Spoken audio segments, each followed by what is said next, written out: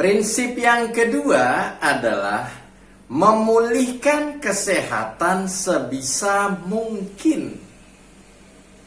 Prinsip yang kedua ini berhubungan dengan prinsip yang pertama, menjaga dan menguatkan kesehatan. Kenapa dia terjadi penurunan kesehatan atau penurunan kekuatan tubuhnya? Karena nggak dijaga. Kenapa nggak dijaga? Yang pertama, nggak pernah menghindari pantangan. Yang kedua, tidak pernah melaksanakan anjuran. Kita tahu bahwa tubuh kita ini dikatakan kuat dan sehat ketika dia, yang pertama adalah dia mampu mendeteksi perubahan yang terjadi akibat faktor dari luar maupun faktor dari dalam tubuhnya. Faktor dari luar misalnya lingkungan, ada udara tercemar, virus, bakteri, kuman masuk ke dalam tubuh, kemudian menyerang tubuh. Yang kedua, tubuh tidak mampu melakukan perubahan ketidakseimbangan untuk menormalkan kembali menjadi seimbang. Ketika ketidakseimbangan tidak terjadi di dalam tubuh, maka pelan-pelan tuh tadi kualitas kesehatannya jadi menurun. Contoh misalnya, kalau hari ini teman-teman atau klien kita ditanyakan, kok badan saya gampang sakit ya, Bapak mohon maaf, kalau kapan terakhir bersin? Saya sudah jarang bersin. Bersin itu adalah sebuah tanda tubuh mendeteksi adanya serangan dari luar, lingkungan tadi. Kalau nggak pernah bersin, itu yang harus hati-hati. Tahu-tahu demam aja, tahu-tahu nyeri kepala saja. Artinya benteng pertahanan tubuh pertama kita, dalam hal ini mukosa, itu lemah. Itu yang terjadi.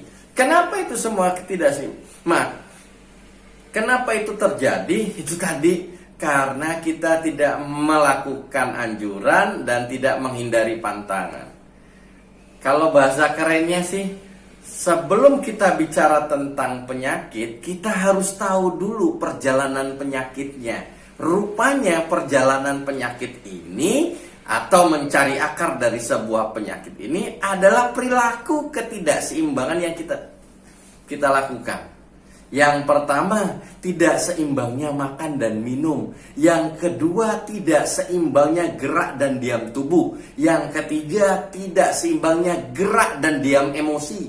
Yang keempat, tidak seimbangnya istirahat nih, tidur Anda dengan meleknya Anda gitu, siaganya Anda. Yang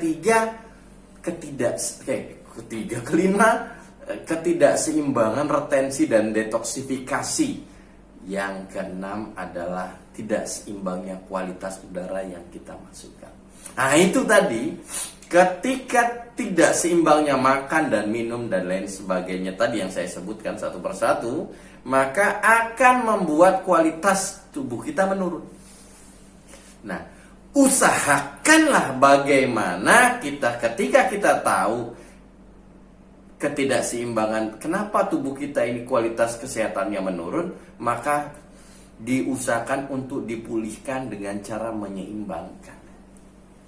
Contoh, makan dan minum.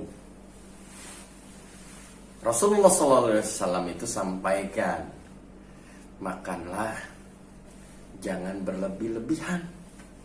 Makanlah setelah lapar, berhenti sebelum kenyang. Apa yang terjadi? Makan tidak berlebih-lebihan. Hari ini suka tidak suka, mau tidak mau, rata-rata orang Indonesia kelebihan glukosa, alias banyak sekali makan karbohidrat yang rafinasi.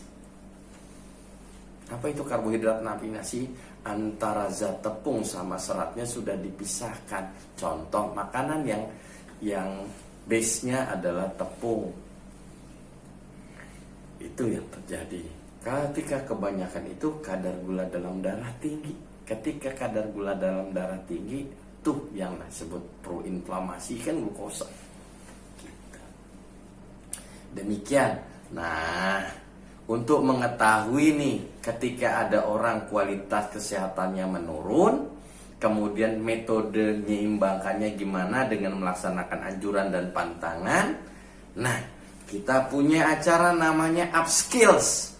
Bagaimana merawat klien ya, yang lagi hari ini adalah bagaimana merawat klien yang terpapar oleh wabah pandemi. Dan yang kedua materinya adalah bagaimana bekam pasca vaksin. Silakan bergabung. Saya yakin dan percaya ini ilmu yang bermanfaat. Mari sama-sama kita manfaatkan momentum ini. Assalamualaikum warahmatullahi taala wabarakatuh.